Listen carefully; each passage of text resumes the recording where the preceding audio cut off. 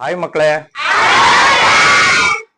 Okay, ಇವತ್ತು ಈ 2025-26ನೇ ಸಾಲಿನ ಸಂಕಲನಾತ್ಮಕ ಮೌಲ್ಯಮಾಪನ SA2 ಸಮ್ಮೇಟಿವ್ ಅಸೆಸ್ಮೆಂಟ್ 02 ಅಂದ್ರೆ ಎರಡನೇ ಸಂಕಲನಾತ್ಮಕ ಮೌಲ್ಯಮಾಪನದ ಬಗ್ಗೆ ಈ ಪರೀಕ್ಷೆಯನ್ನ ಹೇಗೆ ಯಶಸ್ಸನ್ನ ಗಳಿಸಬೇಕು ಅನ್ನೋದನ್ನ ತಿಳ್ಕೊಳ್ಳೋದಕ್ಕೆ ನಾವಿಲ್ಲಿ ಸೇರಿದ್ದೇವೆ. ಹೌದಲ್ವೋ? ಹಾಗಾದ್ರೆ ಈ ಸಂಕಲನಾತ್ಮಕ ಮೌಲ್ಯಮಾಪನ ಎರಡನ್ನ ನಾವು ಯಶಸ್ವಿಯಾಗಿ ಎದುರಿಸಿ ಇದರಲ್ಲಿ ಯಶಸ್ಸನ್ನ ಗಳಿಸಬೇಕು ಅಂದ್ರೆ ಕೆಲವೊಂದು ಅಂಶಗಳನ್ನ ನಾವು ಏನ್ ಮಾಡ್ಬೇಕು ಅಂದ್ರೆ ಗಮನದಲ್ಲಿ ಇಟ್ಕೋಬೇಕು ಮತ್ತು ಅವುಗಳ ಪಾಲನೆಯನ್ನ ಮಾಡಬೇಕು. ಈ ಬಾರಿ 2025-26ನೇ ಸಾಲಿನ ಸಂಕಲನಾತ್ಮಕ ಮೌಲ್ಯಮಾಪನದಲ್ಲಿ ಒಂದು ವಿಶೇಷ ಇದೆ. ಪ್ರತಿ ಶೈಕ್ಷಣಿಕ ವರ್ಷದಲ್ಲಿ ಸಂಕಲನಾತ್ಮಕ ಮೌಲ್ಯಮಾಪನ 1, ಸಂಕಲನಾತ್ಮಕ ಮೌಲ್ಯಮಾಪನ 2 ಎದುರಿಸ್ತಾ ಇದ್ರಿ. ಆದ್ರೆ ಈ ಸರಿ ಏನ್ ವಿಶೇಷ ಅಂದ್ರೆ ನಮ್ಮ ಶಿಕ್ಷಣ ಇಲಾಖೆ, ಶಾಲಾ ಶಿಕ್ಷಣ ಇಲಾಖೆ DSCRT ವತಿಯಿಂದ 6ರಿಂದ 9ನೇ ತರಗತಿಯವರೆಗೂ ಸರ್ಕಾರಿ ಶಾಲೆಗಳಲ್ಲಿ ರಾಜ್ಯಾದ್ಯಂತ ಏಕರೂಪವಾಗಿ ಒಂದೇ ಏಕಕಾಲದಲ್ಲಿ ಈ ಮೌಲ್ಯಾಂಕನ ನಡೀತದೆ. ಇದಕ್ಕೆ ಸಂಬಂಧಪಟ್ಟಂತ ಪ್ರಶ್ನೆ ಪತ್ರಿಕೆಯನ್ನ DSCRT ವೆಬ್ಸೈಟ್ ನ ಲಾಗಿನ್ ನಲ್ಲಿ ಬರ್ತದೆ. ಅದು ಪರೀಕ್ಷೆಗೆ ಕೆಲ ಹೊತ್ತಿನ ಮುಂಚೆ ಮಾತ್ರ ಏನಾಗ್ತದೆ, ಲಭ್ಯ ಆಗ್ತದೆ. ಅದು ಪರೀಕ್ಷೆಯ ಈಗ ನಮಗೆ ಮ್ಯಾಪಿಂಗ್ ಮಾಡಿರ್ತಾರೆ, ನಮ್ಮ ಶಾಲೆಯನ್ನ ಪಕ್ಕದ ಹೈಸ್ಕೂಲ್ಗೆ ಮ್ಯಾಪಿಂಗ್ ಮಾಡಿರ್ತಾರೆ. ಅಲ್ಲಿ ಇರ್ತಕ್ಕಂಥ ಹೈಸ್ಕೂಲ್ ಹೆಡ್ ಮಾಸ್ಟರ್ ಲಾಗಿನ್ಗೆ ಬರ್ತದೆ. ಅವರು ಏನ್ ಮಾಡ್ತಾರೆ, ಆ ಪ್ರಶ್ನೆ ಪತ್ರಿಕೆ ಮುದ್ರಣವನ್ನ ನಮಗೆ ಕೊಡ್ತಾರೆ. ಅದನ್ನ ನಾವು ಮುದ್ರಣ ಮಾಡಿ ನಿಮಗೆ ಕೊಡಬೇಕು. ಇಲ್ಲಿ ಪರೀಕ್ಷೆಗೆ ಸಂಬಂಧಪಟ್ಟಂತೆ ಬಹಳಷ್ಟು ಗೌಪ್ಯತೆ ಇರ್ತದೆ. ಪ್ರಶ್ನೆ ಪತ್ರಿಕೆ ಹೇಗಿರ್ತದೆ, ಅದರಲ್ಲಿ ಯಾವ ಪ್ರಶ್ನೆಗಳು ಇರ್ತವೆ ಅಂತಕ್ಕಂಥದ್ದು ನಮಗೂ ಗೊತ್ತಿರಲ್ಲ, ನಿಮಗೂ ಗೊತ್ತಿರಲ್ಲ. ಪ್ರಶ್ನೆ ಪತ್ರಿಕೆ ನಿಮ್ಮ ಕೈಗೆ ಬಂದ ಮೇಲೆ ನಿಮಗೆ ಗೊತ್ತಾಗ್ತಕ್ಕಂಥದ್ದು, ಅಲ್ಲಿವರೆಗೂ ಗೊತ್ತಾಗಲ್ಲ. ಸರಿ ಅಲ್ವಾ?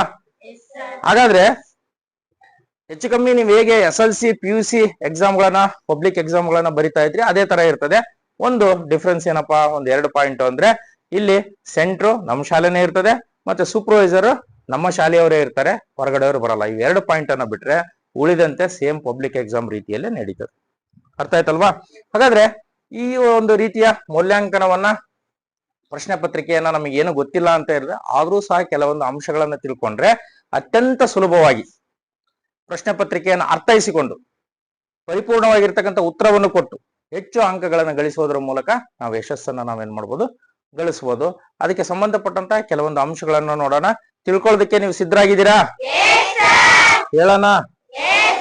ಎಕ್ಸಾಮ್ ಟಿಪ್ಸ್ ಅಂದ್ರೆ ಪರೀಕ್ಷೆಯ ಕೆಲವೊಂದು ಸಲಹೆಗಳು. ಯಾವುದು ಅದರಲ್ಲಿ ಮೊದಲೇದಂದ್ರೆ ಕಾಣಿಸ್ತಿದೆಯಾ? ಪರೀಕ್ಷಾ ವೇಳಾಪಟ್ಟಿ. ಪರೀಕ್ಷೆಗೆ ಸಂಬಂಧಪಟ್ಟಂತೆ ಈಗಾಗಲೇ ಪರೀಕ್ಷಾ ವೇಳಾಪಟ್ಟಿಯನ್ನ DSCRT ವೆಬ್ಸೈಟ್ ನಲ್ಲಿ ಪ್ರಕಟ ಮಾಡಿದ್ದಾರೆ. ಅದನ್ನ ನಮ್ಮ ಶಾಲೆಯ ಮುಖ್ಯ ಶಿಕ್ಷಕರು ತಮಗೆಲ್ಲ ಅದನ್ನ ತಮ್ಮ ಗಮನಕ್ಕೆ ತಂದಿದ್ದಾರೆ.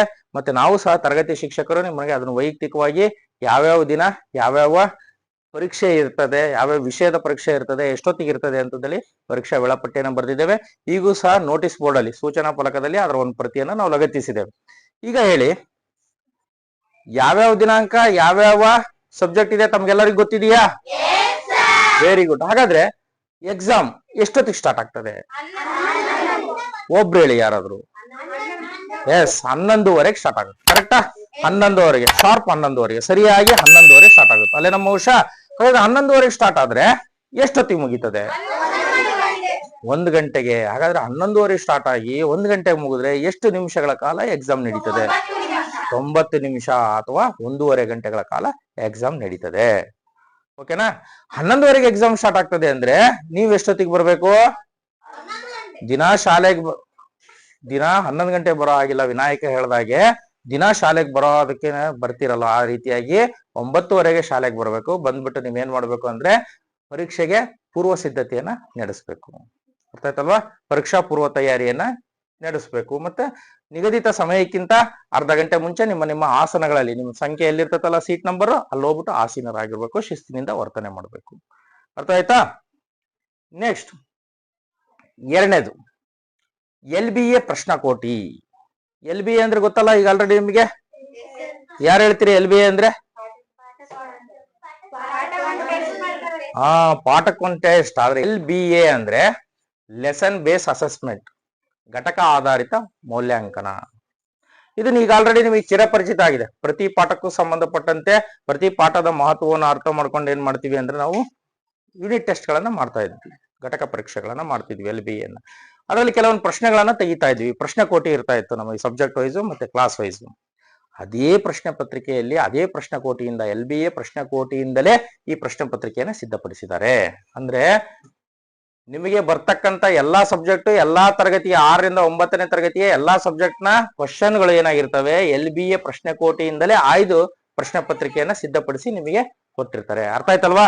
ಹಾಗಾದ್ರೆ LBA ಪ್ರಶ್ನೆ ಕೋಟಿಯನ್ನ ನೀವು ಸಂಪೂರ್ಣವಾಗಿ ಓದಿ ಅರ್ಥೈಸಿಕೊಂಡು ಅದನ್ನ ತಿಳ್ಕೊಂಡ್ರಿ ಅಂದ್ರೆ ಈ ಪ್ರಶ್ನೆ ಪತ್ರಿಕೆಯನ್ನ ಸುಲಭವಾಗಿ ಬಿಡಿಸಬಹುದು, ಸುಲಭವಾಗಿ ಅದಕ್ಕೆ ಉತ್ತರವನ್ನ ನೀಡಬಹುದು. ಅರ್ಥ ಆಯ್ತಲ್ವಾ? ಹಾಗಾದ್ರೆ ಪ್ರತಿ ಕ್ವಶನ್ ಇಂದ LBA ಬರ್ದಿದಿರ್ತಾನೆ, ಅವೇ ಕ್ವಶನ್ಗಳು ಕೆಲವೊಂದು ಏನಾಗ್ತದೆ ರಿಪೀಟ್ ಆಗ್ತಕ್ಕಂಥ ಚಾನ್ಸ್ ಇರ್ತದೆ. ಅವನ್ನೆಲ್ಲ ನೆನ್ಪಿಟ್ಕೊಂಡು ಅದಕ್ಕೆ ಸರಿಯಾಗಿರ್ತಕ್ಕಂಥ ಉತ್ತರವನ್ನ ಕೊಡಿ. ಇನ್ನ ಪ್ರಶ್ನೆ ಪತ್ರಿಕೆಯ ಸ್ವರೂಪ, ಕ್ವಶನ್ ಪೇಪರ್ ಹೇಗಿರ್ತದೆ, ಅದರಲ್ಲಿ ಯಾವ ಕ್ವಶನ್ ಇರುತ್ತೆ ಅಂತ ನಮ್ಗೆ ಹೇಳಕ್ಕಾಗಲ್ಲ. ಅದು ಬಂದ್ಮೇಲೆ ನಿಮ್ ಕೈಗೆ ಬಂದ್ಮೇಲೆ ಗೊತ್ತು ನೀವು ಓದಿದಾಗ. ಆದ್ರೆ ಅದು ಯಾವ ವಿನ್ಯಾಸದಲ್ಲಿ ಇರ್ತದೆ, ಅದ್ರ ಸ್ವರೂಪ ಹೇಗೆ, ಅದ್ರ ಪ್ಯಾಟರ್ನ್ ಹೇಗೆ ಅಂತಕ್ಕಂಥದ್ದನ್ನ ಬೇಕಾದ್ರೆ ನಾವು ಅರ್ಥ ಮಾಡ್ಕೊಳ್ಬಹುದು. ಉದಾಹರಣೆಗೆ ಪ್ರಶ್ನೆ ಪತ್ರಿಕೆ ಈ ಮೌಲ್ಯಾಂಕನಕ್ಕೆ ಸಂಬಂಧಪಟ್ಟಂತೆ ಎಷ್ಟು ಅಂಕಗಳಿಗೆ ಇರ್ತದೆ ಉನ್ನೇಶ, ಏನಾದ್ರು ಗೊತ್ತಿದೆ ಯಾರಿಗಾದ್ರು? ಎಷ್ಟು ಅಂಕಗಳಿಗೆ ಗೊತ್ತಿರುತ್ತೆ? 40. Very good. ಆಶಯ ಹೇಳಿಲ್ಲಲ್ಲ, ಹಾಗೆ 40 ಅಂಕಗಳಿಗೆ ಲಿಖಿತ ಪರೀಕ್ಷೆ ಇರ್ತದೆ, ಇನ್ನ 10 ಅಂಕಗಳಿಗೆ ಮೌಖಿಕ ಪರೀಕ್ಷೆ ಇರ್ತದೆ. ಲಿಖಿತ ಪರೀಕ್ಷೆಯ 40 ಅಂಕಗಳಿಗೆ ಉತ್ತರಿಸೋದಕ್ಕೆ ಎಷ್ಟು ಸಮಯ? 1.5 ಗಂಟೆ, 90 ನಿಮಿಷ, 11:30ಯಿಂದ 1 ಗಂಟೆ. ಇನ್ನ ಮಧ್ಯಾಹ್ನ ಊಟ ಆದ್ಮೇಲೆ, ಭೋಜನ ವಿರಾಮ ಆದ್ಮೇಲೆ ಏನಾಗ್ತದೆ, ಅಲ್ಲಿ ಮೌಖಿಕ ಪರೀಕ್ಷೆ ಇರ್ತದೆ. ಪ್ರತಿಯೊಬ್ಬರಿಗೆ ಎಷ್ಟು ಅಂಕಗಳಿಗೆ ಮೌಖಿಕ ಪರೀಕ್ಷೆ ಇರ್ತದೆ? 10 ಅಂಕಗಳಿಗೆ. ನಿಮಗೆ ಗೊತ್ತಿದೆಯಲ್ಲ ಇದನ್ನ, ಪ್ರತಿ ವರ್ಷ ನಾವು 2 ಹಂತಗಳಲ್ಲಿ ಮಾಡ್ತೇವೆ. ಅಲ್ಲಿ ಏನ್ ಮಾಡ್ತೇವಪ್ಪ ಅಂದ್ರೆ ಈ 10 ಅಂಕಗಳಿಗೆ ನಾವೇನ್ ಮಾಡ್ತೀವಿ, ಪ್ರಶ್ನೆ ಪತ್ರಿಕೆಯನ್ನ ಸಿದ್ಧಪಡಿಸ್ಕೊಂಡಿರ್ತೀವಿ. ಆ ಪ್ರಶ್ನೆ ಕೋಟೆಯಲ್ಲಿ ನಿಮಗೆ ಮೌಖಿಕ ಪ್ರಶ್ನೆಗಳನ್ನ ಕೇಳಿ ನಿಮ್ದು ಉತ್ತರ ಪಡೆದು ಮೌಲ್ಯಮಾಪನವನ್ನು ಮಾಡ್ತೇವೆ. ಹಾಗಾದ್ರೆ ಪ್ರತಿ ಪ್ರಶ್ನೆ ಪತ್ರಿಕೆಯ ಸ್ವರೂಪವನ್ನ ಈಗಾಗಲೇ ತರಗತಿವಾರು ಮತ್ತು ವಿಷಯವಾರು ನಿಮ್ಮ ಶಿಕ್ಷಕರು ಏನ್ ಮಾಡಿದ್ದಾರೆ ಅಂದ್ರೆ ಆ ಪ್ರಶ್ನೆ ಕೋಟಿಯನ್ನ DSCRT ವೆಬ್ಸೈಟ್ ನಲ್ಲಿ ಇರ್ತಕ್ಕಂಥ ಪ್ರಶ್ನೆ ಕೋಟಿಯನ್ನ ಡೌನ್ಲೋಡ್ ಮಾಡ್ಕೊಂಡು ಅದು ಯಾವ್ಯಾವ ಪ್ರಶ್ನೆಗಳು ಬರ್ತವೆ ಅಂತಕ್ಕಂಥದ್ದು ನಿಮಗೆ ವಿವರಿಸಿದ್ದಾರೆ. ಅದು ನಿಮಗೆ ಆಲ್ರೆಡಿ ಹೆಚ್ಚಿನ ಮಾಹಿತಿ ಇದೆ ಅಲ್ವಾ? ಎಸ್. ಇನ್ನ ಸಮಯ ನಿರ್ವಹಣೆ. ಸಮಯ ನಿರ್ವಹಣೆ ಅಂದ್ರೆ ಅದಕ್ಕೂ ಮುಂಚೆ ಈ ಪ್ರಶ್ನೆ ಪತ್ರಿಕೆ ಸ್ವರೂಪಕ್ಕೆ ಸಂಬಂಧಪಟ್ಟಂತೆ ಹೇಳೋದಾದ್ರೆ ನಿಮ್ಗೆ ಆಲ್ರೆಡಿ ಕೊಟ್ಟಿದ್ದಾರೆ. ಇನ್ನು ನಿಮ್ಗೆ ಹೆಚ್ಚು ಪ್ರಾಕ್ಟೀಸ್ ಬೇಕಂದ್ರೆ DSCRT ವೆಬ್ಸೈಟ್ ಅಂತ ಹೇಳಿ ನೀವು ಅದನ್ನ ಓಪನ್ ಮಾಡಿದ್ರೆ, ಕ್ಲಿಕ್ ಮಾಡಿದ್ರೆ ಅದರಲ್ಲಿ ಒಂದು ಲಿಂಕ್ ಅನ್ನ ಕೊಟ್ಟಿರ್ತಾರೆ. 6, 7, 8 essay 2 question papers, blue print ಮತ್ತು ಕೀ ಆನ್ಸರ್ ಅಂತ ಇರ್ತದೆ. ಅದನ್ನ ಕ್ಲಿಕ್ ಮಾಡಿದ್ರೆ ಅಲ್ಲಿ ಸಬ್ಜೆಕ್ಟ್ ಬರ್ತದೆ. ಆ ಸಬ್ಜೆಕ್ಟ್ ನ ಪಕ್ಕದಲ್ಲಿ ಮತ್ತೆ ಕೀ ಆನ್ಸರ್ ಬರ್ತದೆ.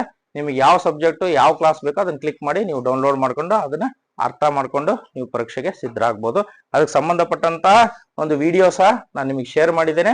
ನೀವು ಫ್ರೀ ಟೈಮ್ ಅಲ್ಲಿ ನಿಮ್ಮ ಸಬ್ಜೆಕ್ಟ್ ಗಳನ್ನ ಓಪನ್ ಮಾಡ್ಕೊಂಡು ನೋಡ್ಕೊಳ್ಳಿ. ಅರ್ಥ ಆಯ್ತಲ್ವಾ? ಯಾವ್ದಾದ್ರು ಡೌಟ್ಸ್ ಇದ್ರೆ.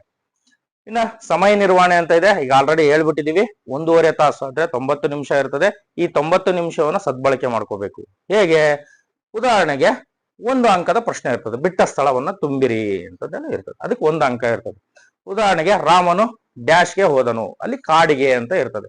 ಅಲ್ಲಿ ಏನ್ ಶಬ್ದ ಬರಿಬೇಕು? ಕಾಡಿಗೆ ಅಂತಕ್ಕಂಥದ್ದು ಅಷ್ಟೇ ಶಬ್ದ ಬರಿಬೇಕು ಅಂತ ಇರ್ತದೆ ಅಲ್ವಾ? ನೀವೇನ್ ಮಾಡ್ಬಿಡ್ತೀರಿ, ಅದು 1 ಲೈನ್ ಫುಲ್ ಬರೆಯಕ್ ಹೋಗ್ತೀರಿ. ಅವಾಗ ಏನಾಗ್ತದೆ? ಸಮಯ ವ್ಯರ್ಥ ಆಗ್ತದೆ. 1 ಮಾರ್ಕಿಗೆ 1 ವಾಕ್ಯದಲ್ಲಿ ಉತ್ತರಿಸ್ತಕ್ಕಂಥದಕ್ಕೆ 1 ವಾಕ್ಯದಲ್ಲಿ ಸಾಧ್ಯವಾದಷ್ಟು ಬರಿಬೇಕು. ಅಲ್ಲಿ 4-5 ಲೈನ್ ಬರ್ಕೊಂಡು ಕೂತ್ಕೋಬಾರ್ದು. ಪ್ರಶ್ನೆ ಏನು ಉತ್ತರವನ್ನು ಬಿಡ್ತಾ ಇದೆ, ಎಷ್ಟು ಅಂಕಗಳು, ಅದನ್ನ ಅರ್ಥ ಮಾಡ್ಕೋಬೇಕು. ಪ್ರಶ್ನೆ ಏನು, ಎಷ್ಟು ಅಂಕ, ಅದಕ್ಕೆ ತಕ್ಕಂತೆ ನಾವೇನ್ ಮಾಡ್ಬೇಕು, ಉತ್ತರವನ್ನ ಕೊಡ್ಬೇಕು. ಅನಗತ್ಯವಾಗಿ ನೀವು ಬರಿತಾ ಹೋದ್ರೆ ಏನಾಗ್ತದೆ, ಉಳಿದ ಪ್ರಶ್ನೆಗಳಿಗೆ ಉತ್ತರಿಸೋದಕ್ಕೆ ನಿಮ್ಗೆ ಏನಾಗ್ತದೆ, ಸಮಯ ಸಿಗೋದಿಲ್ಲ, ಕಮ್ಮಿ ಆಗ್ತದೆ. ಅವಾಗ ಅಂಕದಿಂದ ವಂಚಿತರಾಗ್ತಕ್ಕಂಥ ಚಾನ್ಸಸ್ ಇರುತ್ತೆ. ಹಾಗಾಗಿ ಸಮಯವನ್ನ ಸರಿಯಾಗಿ ನಿರ್ವಹಣೆ ಮಾಡಿ. ಮೊದಲು ಪ್ರಶ್ನೆ ಪತ್ರಿಕೆ ಕೊಟ್ಟ ತಕ್ಷಣ ಬರೆಯೋದಕ್ಕೆ ಶುರು ಮಾಡಬೇಡಿ. ಒಂದು 5 ನಿಮಿಷ ಏನ್ ಮಾಡಿ, ಪ್ರಶ್ನೆ ಪತ್ರಿಕೆಯನ್ನು ಪೂರ್ಣವಾಗಿ ಓದ್ಕೊಳ್ಳಿ. ಸ್ಟಾರ್ಟಿಂಗ್ ಇಂದ ಎಂಡಿಂಗ್ ವರೆಗೂ ಯಾವ್ಯಾವ ಪ್ರಶ್ನೆಗಳು ಬಂದಿದಾವೆ, ಎಷ್ಟು ಪ್ರಶ್ನೆಗಳು ನನಗೆ ಗೊತ್ತಿದಾವೆ, ಎಷ್ಟು ಪ್ರಶ್ನೆಗಳಿಗೆ ನಾನು ಉತ್ತರಿಸಬಲ್ಲೆ ಅಂತಕ್ಕಂಥದ್ದು ನೀವು ನೋಡಿದ್ರೆ ನಿಮಗೆ ಅವಾಗ ಒಂದು ಆತ್ಮವಿಶ್ವಾಸ ಬರುತ್ತೆ, ಕಾನ್ಫಿಡೆನ್ಸ್ ಬರ್ತದೆ. ಅವಾಗ ನೀವು ಈಸಿಯಾಗಿ ಏನ್ ಮಾಡ್ಬೋದು, ಪ್ರಶ್ನೆ ಪತ್ರಿಕೆಯನ್ನ ಬಿಡಿಸ್ಬೋದು. ಅರ್ಥ ಆಯ್ತಲ್ವಾ? ನೆಕ್ಸ್ಟ್ ಬನ್ನಿ, ತಪ್ಪಿಲ್ಲದೆ ಅಂದವಾದ ಬರಹ. ಚಿತ್ತು ಕಾಟ ಆಗ್ಬಾರ್ದು. ಏನೋ ಬರೀತೀರಿ, ಗೀಚ್ ಹಾಕ್ಬಿಡ್ತೀರಿ, ಸೊಟಾಪಟ ಬರೀತೀರಿ, ಡಿಸಿಪ್ಲಿನ್ ಇರಲ್ಲ.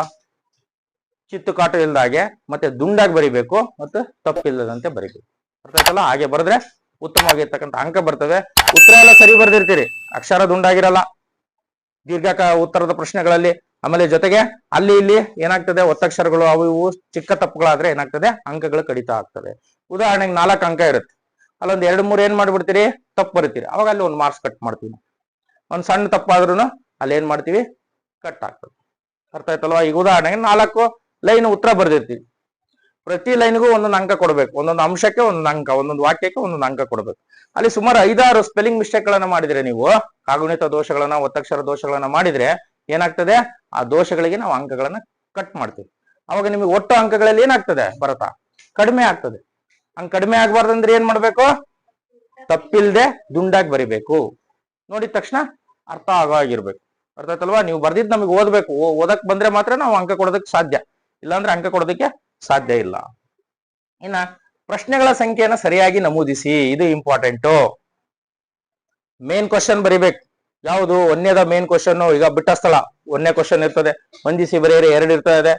ಆ ಮೇನ್ ಕ್ವಶನ್ ಅನ್ನ ಫಸ್ಟ್ ಹಾಕ್ಬಿಟ್ಟು ಆಮೇಲೆ ಅದರಲ್ಲಿ ಉಪ ಪ್ರಶ್ನೆಗಳ ಸಂಖ್ಯೆ, ಸಬ್ ಕ್ವಶನ್ಸ್ ಏನಿರುತ್ತೆ ಅದನ್ನ ಸ್ಪಷ್ಟವಾಗಿ ಮಾರ್ಜಿನ್ ನ ಎಡಭಾಗದಲ್ಲಿ, ಮಾರ್ಜಿನ್ ಒಳಗಡೆ ಬರಿಬಾರ್ದು, ಮಾರ್ಜಿನ್ ಹೊರಗಡೆ ಏನ್ ಮಾಡ್ಬೇಕು, ರೋಮನ್ ಸಂಖ್ಯೆಯಲ್ಲಿ ಇರ್ತದೆ ಅಥವಾ ನ್ಯೂಮರಿಕ್ ಸಂಖ್ಯೆಯಲ್ಲೇ ಇರ್ತದೆ, ಇಂಡೋ ಅರಬಿಕ್ ಸಂಖ್ಯೆಯಲ್ಲಿ ಇರ್ತದೆ. ಆ ಮೇನ್ ಕ್ವಶನ್ ಅನ್ನ ಫಸ್ಟ್ ಬರೆದು ಅದ್ರ ಕೆಳಗಡೆಗೆ ಉಪ ಪ್ರಶ್ನೆಗಳ ಸಂಖ್ಯೆಯನ್ನ ಸ್ಪಷ್ಟವಾಗಿ ನಮೂದಿಸ್ಬೇಕು. ಹಾಗಾದಾಗ ಈಗ ಉದಾಹರಣೆಗೆ 1ನೇ ಮೇನಲ್ಲಿ ಬಿಟ್ಟ ಸ್ಥಳದಲ್ಲಿ ಇರ್ತದೆ, 2ನೇ ಕ್ವಶನ್ ಅನ್ನ ರಾಹುಲ್ ಉತ್ತರ ಬರ್ದಿರ್ತಾನೆ, ಯಾವ್ದೋ ಒಂದು ಉತ್ತರ ಬರ್ದಿರ್ತಾನೆ.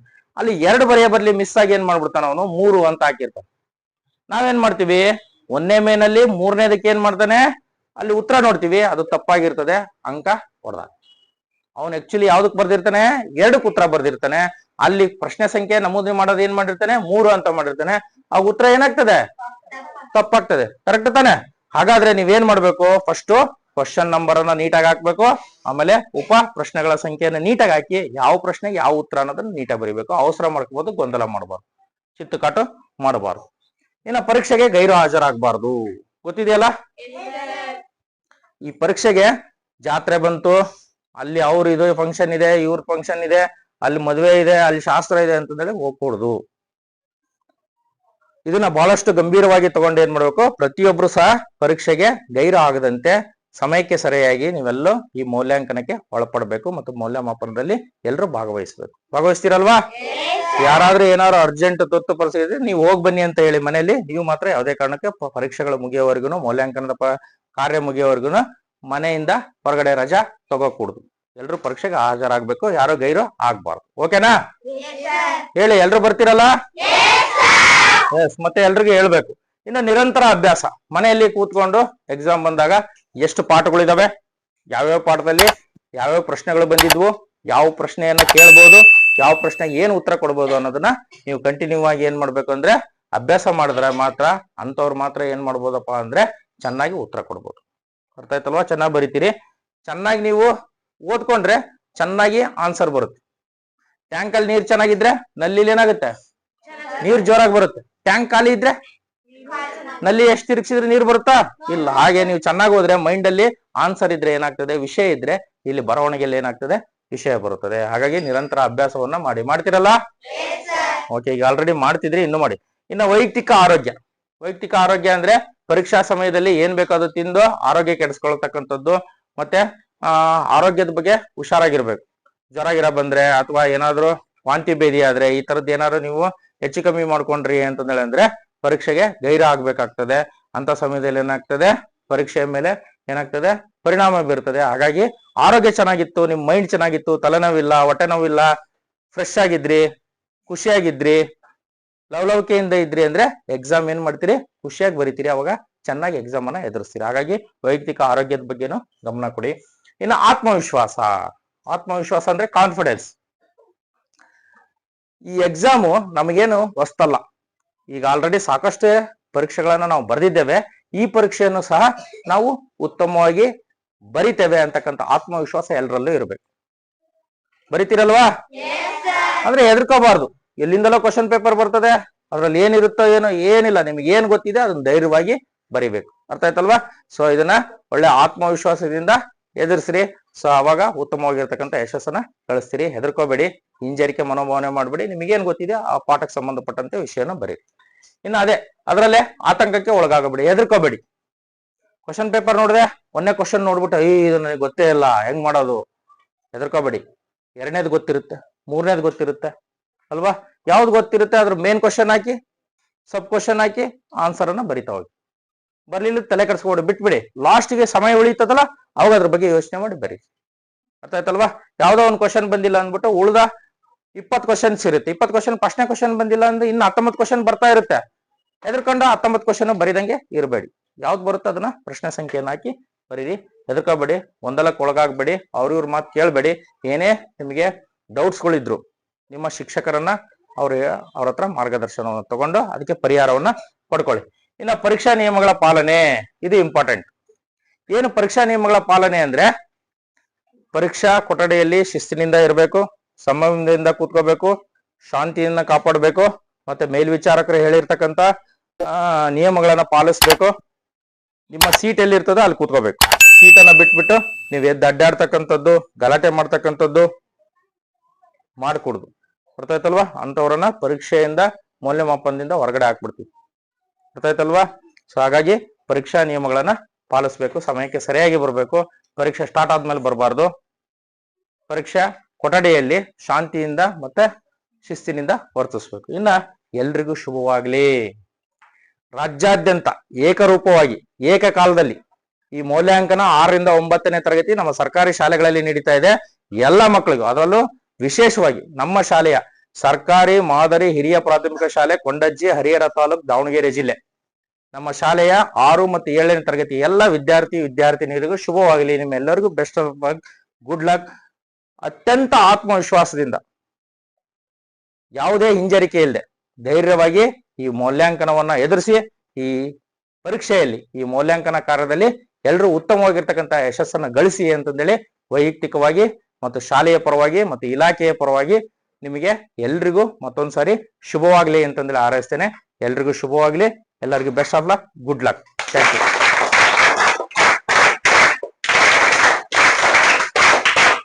ಮಕ್ಕಳೇ, ಈಗ SA2 ಮೌಲ್ಯಾಂಕನಕ್ಕೆ ಸಂಬಂಧಪಟ್ಟಂತೆ ಸಾಕಷ್ಟು ಅಂಶಗಳ ಬಗ್ಗೆ, ಪರೀಕ್ಷಾ ಪೂರ್ವ ಸಿದ್ಧತೆಯ ಸಾಕಷ್ಟು ಅಂಶಗಳನ್ನ ನಾವು ನಿಮ್ಮೊಂದಿಗೆ ಹಂಚ್ಕೊಂಡ್ವಿ. ಈ ಎಲ್ಲಾ ಅಂಶಗಳು ತಮಗೆ ಉಪಯುಕ್ತ ಅನ್ಸಿದೆಯಾ? ಸ್ವಲ್ಪ ನಿಮ್ಮ ಪರೀಕ್ಷೆಯನ್ನ ಯಶಸ್ವಿಯಾಗಿ ಎದುರಿಸೋದಕ್ಕೆ ಇವು ಸ್ವಲ್ಪ ಸಹಾಯ ಮಾಡುತ್ತಾ? ಓಕೆ, ಹಾಗಾದ್ರೆ ನನ್ನ ಈ ಒಂದು ತರಗತಿ ಸಾರ್ಥಕ ಅನ್ಸುತ್ತೆ. ಇದರ ಹೊರತಾಗಿ ಇನ್ನೂ ಏನಾದ್ರೂ ನಿಮ್ಮಲ್ಲಿ ಯಾವ್ದಾದ್ರು ಗೊಂದಲಗಳು ಅಥವಾ ಏನಾದ್ರು ಸಂಶಯಗಳು ಅಥವಾ ಏನಾದ್ರೂ ಪ್ರಶ್ನೆಗಳು ನಿಮ್ಮಲ್ಲಿ ಉಳಿದಿದ್ರೆ ಅವರು ಪ್ರಶ್ನೆಗಳನ್ನ ಕೇಳ್ಬೋದು. ಯಾರಿಗೆ ಏನಾದ್ರೂ ಪ್ರಶ್ನೆಗಳಿದೆಯಾ ಹ್ಯಾಂಡ್ ರೈಸ್ ಮಾಡಿ, ಒಬ್ಬೊಬ್ಬರಾಗಿ ಕೇಳಿ. ನಾನು ಸಾಧ್ಯವಾದಷ್ಟು ಅದಕ್ಕೆ ಪರಿಹಾರ ಕೊಡ್ತಕ್ಕಂತ ಪ್ರಯತ್ನವನ್ನ ಮಾಡ್ತೇನೆ. ಹೇಳಿ, ಯಾರಿಗೆ ಏನ್ ಪ್ರಶ್ನೆ ಇದೆ? ಕೈ ಎತ್ತಿ. ಇದೆ? Yes, very good. ನೂತನ್, ಎದ್ದಳಪ್ಪ. ಏನ್ ಪ್ರಶ್ನೆ ಪತ್ರಿಕೆಗೆ ಸಂಬಂಧಪಟ್ಟಂತೆ ಏನ್ ಡೌಟ್ ಇದೆ? ಪ್ರಶ್ನೆ ಬರೋದು ಉತ್ತರ ಬರೋದು ಪ್ರಶ್ನೆ. ನೋಡಿ ಮಕ್ಕಳೇ, ನೂತನ್ ಕೇಳ್ತಾ ಇದ್ದಾನೆ, ಫಸ್ಟ್ ಪ್ರಶ್ನೆ ಬರೆದು ಉತ್ತರ ಬರಿಬೇಕು ಅಥವಾ ಉತ್ತರ ಬರೆದು ಪ್ರಶ್ನೆ ಬರಿಬೇಕು ಅಂತ. ನೋಡಿ, ಸ್ಪಷ್ಟವಾಗಿ ಹೇಳ್ತಾ ಇದ್ದಾನೆ. ಪ್ರಶ್ನೆ ಪತ್ರಿಕೆಯಲ್ಲಿ ಪ್ರಶ್ನೆ ಇರ್ತದೆ ನೂತನ್. ನೀವು ಕೇವಲ ಪ್ರಶ್ನೆ ಸಂಖ್ಯೆಯನ್ನ, ನಾನು ಆವಾಗಲೇ ಹೇಳಿದ್ನಲ್ಲ, ಪ್ರಶ್ನೆ ಸಂಖ್ಯೆ, ಮುಖ್ಯ ಪ್ರಶ್ನೆ ಸಂಖ್ಯೆ ಮತ್ತು ಉಪ ಪ್ರಶ್ನೆ ಸಂಖ್ಯೆಯನ್ನ ಹಾಕ್ಬಿಟ್ಟು ಡೈರೆಕ್ಟ್ ಉತ್ತರ ಬರಿಬೇಕು. ಯಾರು ಸಹ ಪ್ರಶ್ನೆಯನ್ನ ಬರ್ಕೊಂಡು ಕೂರಬಾರ್ದು. ಪ್ರಶ್ನೆಯನ್ನ ಬರಿತಾ ಹೋದ್ರೆ ಅಲ್ಲಿ ಏನಾಗ್ತದೆ, ನಿಮಗೆ ಸಮಯ ವ್ಯರ್ಥ ಆಗ್ತದೆ. ಪ್ರಶ್ನೆ ಪತ್ರಿಕೆಯಲ್ಲಿ ಪ್ರಶ್ನೆ ಇರ್ತದೆ, ಕೇವಲ ನೀವು ಪ್ರಶ್ನೆ ಸಂಖ್ಯೆಯನ್ನ ಹಾಕ್ಬಿಟ್ಟು ಉತ್ತರ ಬರಿಬೇಕು. ಓಕೆನಾ? ಕ್ಲಿಯರ್ ಆಯ್ತೇನಪ್ಪ? Very good. ಕೂತ್ಕೋ, ಚೆನ್ನಾಗಿ ಮಾಡೋ ಎಕ್ಸಾಮ್. ಓಕೆ, ನೆಕ್ಸ್ಟ್ ಮತ್ತೆ ಯಾರಿಗೆ ಏನ್ ಕ್ವಶನ್ ಇದೆ? ಕೈ ಎತ್ತಿ. ಆಶನ್ಗೆ ಏನ್ ಡೌಟ್ ಇದೆ? ಎದಳಮ್ಮ. ಪ್ರಶ್ನೆ ಪತ್ರಿಕೆ ಓದಿರ್ತೀವಿ ಸರ್, 1ರಿಂದ 3 ಕ್ವಶನ್ ಆನ್ಸರ್ ಗೊತ್ತಿರುತ್ತೆ ಸರ್, ಅದ್ರ 4ನೇ ಆನ್ಸರ್ ಗೊತ್ತಿರಲ್ಲ ಸರ್, ಮುಂದೆ ಕಂಟಿನ್ಯೂ ಮಾಡ್ಬೇಕು. ಎಸ್, ಅಂದ್ರೆ ನೆಕ್ಸ್ಟ್ ಕ್ವಶನ್ ಗಳಿಗೆ ಉತ್ತರ ಗೊತ್ತಿರುತ್ತೆ, ಕಂಟಿನ್ಯೂ ಮಾಡ್ಬೇಕು. ನೋಡಿ, ವೆರಿ ಗುಡ್. ಒಳ್ಳೆ ಪ್ರಶ್ನೆಯನ್ನ ಕೇಳಿದಾಳ ಆಶಾ. 1ರಿಂದ 3 ಪ್ರಶ್ನೆ ನನಗೆ ಗೊತ್ತಿದೆ ಸರ್, ಉತ್ತರ ಬರಿತೇನೆ. 4ನೇ ಪ್ರಶ್ನೆಗೆ ನನಗೆ ಉತ್ತರ ಗೊತ್ತಾಗ್ತಾ ಇಲ್ಲ. ಮತ್ತೆ 5, 6, 7ನೇ ಕ್ವಶನ್ಗೆ ನನಗೆ ಉತ್ತರ ಗೊತ್ತಿದೆ. ಈಗ ನಾನು ಏನ್ ಮಾಡ್ಬೇಕು? ಕಂಟಿನ್ಯೂ ಆಗಿ ಬರಿಬೇಕಾ ಅಥವಾ 1ರಿಂದ 3 ಬರ್ದಾದ್ಮೇಲೆ ಯಾವ ಪ್ರಶ್ನೆ ಗೊತ್ತಿದೆಯಾ ಅದಕ್ಕೆ ಉತ್ತರ ಬರಿಬೇಕಾ ಅಂತ ಕೇಳ್ತಾ ಇದ್ದಾಳೆ. ನೋಡಮ್ಮ ಆಶಾ, ಸಮಯ ನಿರ್ವಹಣೆಯಲ್ಲಿ ಹೇಳ್ಬಿಟ್ಟಿದ್ದೀನಿ. ನಿಮಗೆ ಯಾವ ಪ್ರಶ್ನೆ ಗೊತ್ತಿದೆ ಅದಕ್ಕೆ ಆ ಪ್ರಶ್ನೆಯ ಮುಖ್ಯ ಪ್ರಶ್ನೆ ಸಂಖ್ಯೆಯನ್ನ ಮತ್ತೆ ಉಪ ಪ್ರಶ್ನೆ ಸಂಖ್ಯೆಯನ್ನ ಹಾಕ್ಬಿಟ್ಟು ನೀವು ಉತ್ತರ ಬರೀರಿ. ಯಾವ್ದು ಗೊತ್ತಿಲ್ಲ ಅದನ್ನ ಬಿಟ್ಬಿಡಿ. ಗೊತ್ತಿರೋವಲ್ಲ ಫಸ್ಟ್ ಬರ್ಕಂತ ಹೋಗ್ಬಿಡಿ. ಅರ್ಥ ಆಯ್ತಲ್ಲ? ಅದು ಯಾವುದೇ ಅಂಕದ್ದಾಗಿರ್ಬೋದು, ಬರಿತಾ ಹೋಗಿ. ಲಾಸ್ಟಿಗೆ ಯಾವ್ದು ಗೊತ್ತಿರಲ್ಲ ಅದಕ್ಕೆ ಯೋಚನೆ ಮಾಡಿ ಉತ್ತರ ಕೊಡಿ. ಆಗ್ಬೋದೇನಮ್ಮ? ಸೊ ಹಾಗಾಗಿ ಯಾವ್ದೋ ಒಂದು ಕ್ವಶನ್ ಬಂದಿಲ್ಲ, 3 ಆದ್ಮೇಲೆ 4ನೇದೇ ಬರಿಬೇಕು ಅಂತಂದೇಳಿ ವೇಟ್ ಮಾಡ್ತಾ ಕೂರ್ಬೇಡಿ. 4ನೇದ್ ಬಂದಿಲ್ವಾ, ಬಿಟ್ಬಿಡಿ. 6ನೇದ್ ಬರುತ್ತಾ 6ನೇದ್ ಬರೀರಿ. ಲಾಸ್ಟಿಗೆ ಯಾವ್ಯಾವ ಉತ್ತರ ಕೊಟ್ಟಿರಲ್ವಲ್ಲ ಅದು ಗೊತ್ತಿರುತ್ತೆ ನಿಮಗೆ, ಅವಕ್ಕೆ ಉತ್ತರ ಕೊಡ್ತಕ್ಕಂತ ಪ್ರಯತ್ನವನ್ನ ಮಾಡಿ. ಅರ್ಥ ಆಯ್ತೇನಮ್ಮ? ನಿಮ್ಗೂ ಅರ್ಥ ಆಯ್ತಾ ಆಶನ್ ಕ್ವಶನ್? ಗುಡ್, ಕೂತ್ಕೊಳ್ಳಿ. ಮತ್ತೆ ಯಾರಿಗಾದ್ರೂ ಏನಾದ್ರು ಕ್ವಶನ್ ಇದೆಯಾ? ಅಶ್ವಿನಿಗೆ ಕ್ವಶನ್ ಇದೆ. ಎದಳಮ್ಮ ಅಶ್ವಿನಿ, ನಿನ್ ಕ್ವಶನ್ ಏನು? ಎಕ್ಸಾಮ್ ಟೈಮ್ ಅಲ್ಲಿ ಬ್ಯಾಗ್ ಒಳಗೆ ಒಯ್ಬೇಕು. ಎಸ್ ನೋಡಿ, ಎಕ್ಸಾಮ್ ಟೈಮ್ ಅಲ್ಲಿ ಒಳಗ್ ಒಯ್ಬೇಕೋ ಬೇಡ ಅಂತಾರೆ. ಇಲ್ಲಿವರೆಗೂ ನೀವು ಎಕ್ಸಾಮ್ ಟೈಮ್ ಅಲ್ಲಿ ಯಾರಾದ್ರೂ ಎಂದಾರು ಒಂದಿನಾರು ಬ್ಯಾಗ್ ಒಳಗ್ ಒಯ್ದಿದ್ದೀರಾ? ಅಷ್ಟೇ ಉತ್ತರ. ಎಕ್ಸಾಮ್ ಟೈಮ್ ಅಲ್ಲಿ ನಿಮ್ಮ ಊಟ ಇರ್ತದೆ, ತಟ್ಟೆ ತಗೊಂಬನ್ನಿ. ಯಾವುದೇ ಕಾರಣಕ್ಕೂ ಎಕ್ಸಾಮ್ ಹಾಲಿಂದ ಹೊರಗಡೆ ಇರ್ಬೇಕು. ಯಾವುದೇ ಬುಕ್ಕು ಏನು ತಗೊಂಡ್ ಹೋಗಂಗಿಲ್ಲ. ಮತ್ತೆ ಅಶ್ವಿನಿ ಕೇಳಿದ್ಕೆ ಇನ್ನೊಂದು ಕ್ಲಿಯರ್ ಹೇಳ್ಬಿಡ್ತೀನಿ, ಒಂದು ಪ್ಲೈವುಡ್, ಅರ್ಥ ಆಯ್ತಲ್ವಾ? ಮತ್ತೆ ಚೆನ್ನಾಗಿ ಬರೀತಕ್ಕಂತ 1 ಅಥವಾ 2 ಪೆನ್ನು, ನೀಟಾಗಿ ಬರೀತಕ್ಕಂತ ಪೆನ್ನು, ಒಂದು ಪ್ಲೈವುಡ್ ಪೆನ್ನು, ಮತ್ತೆ ಬೇಸಿಗೆ ಆಗಿರೋದ್ರಿಂದ ವಾಟರ್ ಬಾಟಲ್. ಅದು ಟ್ರಾನ್ಸ್ಪರೆಂಟ್ ಆಗಿರ್ಬೇಕು, ಅದ್ರ ಮೇಲೆ ಯಾವುದೇ ಸ್ಟಿಕ್ಕರ್ ಲೇಬಲ್ ಯಾವುದೇ ಇರಬಾರ್ದು. ಅರ್ಥ ಆಯ್ತಲ್ವಾ? ಆ ತರದ್ದು ಈ 3ಕ್ಕೆ ಮಾತ್ರ ಅವಕಾಶ ಇದೆ. ಮತ್ತೆ ಇನ್ನೇನಾದ್ರು ಡೌಟ್ ಇದೆಯಾ? ಕೂತ್ಕೋ. ಗುಡ್. ಮತ್ತೆ ಇನ್ಯಾರಿಗೆ ಏನ್ ಡೌಟ್ ಇದೆ? ಕೈ ಎತ್ತಿ. ಹೇಳಮ್ಮ ನಯನಗೆ ಏನ್ ಡೌಟ್ ಇದೆ? ನಯನ ಕೇಳ್ತಿದ್ದಾಳೆ, ಪೇಪರ್ ನೀವೇ ಕೊಡ್ತೀರಾ ನಾವು ತಗೊಂಡ್ಬರ್ಬೇಕಾ ಅಂತ. ನೋಡಿ, ಇಲ್ಲಿವರೆಗೆ ಮೌಲ್ಯಾಂಕನದಲ್ಲೇ ನಾವು ಪೇಪರ್ ಕೊಡ್ತಾ ಇದ್ವಿ. ಆದ್ರೆ ಈ ಸರಿ ಏನ್ ಮಾಡ್ತಾ ಇದಾರೆ ಅಂದ್ರೆ, ಈ ಸರಿನೂ ಸಹ ಪೇಪರ್ ಅನ್ನ ನಮ್ಮ ಶಾಲಾ ವತಿಯಿಂದ ಕೊಡ್ತೀವಿ. ಮುಖ್ಯ ಶಿಕ್ಷಕರು ನಿಮ್ಗೆ already answer paper question paper ಅನ್ನ ಪ್ರಿಂಟ್ ಹಾಕಿ ಕೊಡ್ತೀವಿ. ಆನ್ಸರ್ ಪೇಪರ್ ಅನ್ನ ನಮ್ಮ ಶಾಲಾ ವತಿಯಿಂದ ಎಲ್ಲರಿಗೂ ಒಂದೇ ತರ ಯೂನಿಫಾರ್ಮ್ ಆಗಿರೋ ಹಾಗೆ ನಾವು ಕೊಡ್ತೀವಿ. ಅದರಲ್ಲಿ ಸೀಲ್ ಇರ್ತದೆ, ಶಾಲಾ ಸೀಲ್. ಅದೇ ಉತ್ತರ ಪತ್ರಿಕೆಯಲ್ಲಿ ಉತ್ತರ ಬರೀಬೇಕು. ಮತ್ತೆ ನೀವ್ ಯಾವ್ದೋ ಆನ್ಸರ್ ಶೀಟ್ ಅನ್ನ ತಂದು ಅದ್ರಲ್ಲಿ ಬರ್ಕೊಡೋ ಹಾಗಿಲ್ಲ. ಅದರಲ್ಲಿ ಸೀಲ್ ಇರ್ತದೆ, ಮತ್ತೆ ಸೂಪರ್ವೈಸರ್ ಸೈನ್ ಹಾಕ್ತಾರೆ ನಿಮ್ಮ ಕೊಠಡಿ ಮೇಲ್ವಿಚಾರಕರು. ಹಾಗಾಗಿ ನೀವು ಕೇವಲ ಪ್ಲೈವುಡ್, ಪೆನ್ನು, ವಾಟರ್ ಬಾಟಲ್ ತಂದ್ರೆ ಸಾಕು. ಆನ್ಸರ್ ಪೇಪರ್ ಅನ್ನ ನಮ್ಮ ಶಾಲೆ ವತಿಯಿಂದಲೇ ಕೊಡ್ತೀವಿ. ಆಯ್ತನಮ್ಮ? ಗುಡ್. ಕೂತ್ಕೊ. ನೆಕ್ಸ್ಟ್ ಮತ್ತೆ ಇನ್ಯಾರಿಗೆ ಏನ್ ಕ್ವಶನ್ ಇದೆ? ಓಕೆ, ತನುಶ್ರೀ ಎದಳಮ್ಮ, ನಿನ್ಗೇನ್ ಕ್ವಶನ್ ಇದೆ? ಓಕೆ, ನೋಡಿ, ಎಕ್ಸಾಮ್ ಬರಿತೀವಲ್ಲ, ಆ ಪರೀಕ್ಷಾ ಕೊಠಡಿಯ ಮೇಲ್ವಿಚಾರಕರಾಗಿ ಅಂದ್ರೆ ಸೂಪರ್ವೈಸರ್ ಆಗಿ ನಮ್ಮ ಶಾಲೆಯವರೇ ಇರ್ತಾರಾ ಅಥವಾ ಬೇರೆ ಶಾಲೆಯವರು ಬರ್ತಾರಾ ಅಂತ ಕೇಳ್ತಾ ಇದ್ದಾಳೆ. ಯಾರು? ತನುಶ್ರೀ. ಯಾಕಮ್ಮ ಬೇರೆ ಶಾಲೆಯವರು ಬಂದ್ರು ಭಯನಾ? ಓಕೆ, ಯಾರು ಬಂದ್ರು ನೀವು ಚೆನ್ನಾಗಿ ಓದಿದಿರಿ, ಉತ್ತರ ಗೊತ್ತಿದೆ ಅಂದ್ರೆ ನಮ್ಮ ಶಾಲೆಯವರೇ ಶಿಕ್ಷಕರೇ ಇರ್ಲಿ, ಬೇರೆ ಶಾಲೆಯ ಶಿಕ್ಷಕರೇ ಇರ್ಲಿ, ಅಥವಾ ಯಾರೇ ಬರ್ಲಿ, ಯಾವುದೇ ಅಧಿಕಾರಿಗಳು ಬರ್ಲಿ, ಧೈರ್ಯವಾಗಿ ನಿಮ್ ಪಾಡಿಗೆ ನೀವು ಬರಿಬೇಕು. ಈ ಸಾರಿ ಮೌಲ್ಯಾಂಕನದಲ್ಲಿ ಪ್ರಶ್ನೆ ಪತ್ರಿಕೆ ಬರ್ತದೆ. ನಮ್ಮ ಸಬ್ಜೆಕ್ಟ್, ಈಗ ಉದಾಹರಣೆಗೆ ಕನ್ನಡ ಸಬ್ಜೆಕ್ಟ್ ಇದೆ, ಕನ್ನಡ ಟೀಚರ್ ಬರಲ್ಲ, ಬೇರೆ ವಿಷಯದ ಬೇರೆ ತರಗತಿಯ ಶಿಕ್ಷಕರು ನಿಮ್ಮ ಕೊಠಡಿ ಮೇಲ್ವಿಚಾರಕ್ಕಾಗಿ ನಮ್ಮ ಶಾಲೆಯ ಶಿಕ್ಷಕರೇ ಬರ್ತಾರ, ಹೊರಗಡೆಯವರು ಯಾರು ಬರಲ್ಲ. ಅರ್ಥ ಆಯ್ತಾ? ಕೂತ್ಕೋ, ಧೈರ್ಯವಾಗಿ ಬರಿ. ಅರ್ಥ ಆಯ್ತಾ? ಯಾರೇ ಬಂದ್ರು ಓದಿರೋದನ್ನ ಬರೆಯೋದಕ್ಕೆ ಹೆದರಬಾರ್ದು. ಯಾವುದೇ ಶಿಕ್ಷಕರು ಬರಲಿ, ನಮ್ಮ ಶಾಲೆಯವರೇ ಇರ್ಲಿ, ಬೇರೆ ಶಾಲೆಯವರೇ ಇರ್ಲಿ. ಓಕೆನಾ? ಕೂತ್ಕೊಳ್ಳಿ. ಓಕೆ ಮಕ್ಕಳ, ಇನ್ನ ಏನಾದ್ರೂ ಈ ಮೌಲ್ಯಾಂಕನಕ್ಕೆ ಸಂಬಂಧಪಟ್ಟಂತ ಇನ್ನ ಏನಾದ್ರೂ ಡೌಟ್ಸ್ ಯಾರಿಗಾದ್ರೂ ವಿದ್ಯಾರ್ಥಿಗಳು ವಿದ್ಯಾರ್ಥಿನಿಯರಿಗೆ ಯಾರಿಗಾದ್ರೂ ಇದೆಯಾ? ಇಲ್ವಾ? ಎಲ್ಲ ಕ್ಲಿಯರ್ ಆಗಿದೆಯಾ? ಓಕೆ, ನೀವು ಕೇಳಿರ್ತಕ್ಕಂಥ ಎಲ್ಲಾ ಪ್ರಶ್ನೆಗಳಿಗೆ ಸರಿಯಾಗಿರ್ತಕ್ಕಂಥ ಪರಿಹಾರವನ್ನು ಕೊಟ್ಟಿದ್ದೀನಾ? ಓಕೆ, ನಾನು ಹೇಳಿರ್ತಕ್ಕಂಥದ್ದು ಮತ್ತೆ ನೀವು ಕೇಳಿರ್ತಕ್ಕಂಥದ್ದು ಎಲ್ಲ ಅರ್ಥ ಆಗಿದೆ ಅಂತ ಅನ್ಕೊಂಡಿದ್ದೀನಿ. ಅರ್ಥ ಆಗಿದೆಯಲ್ವಾ?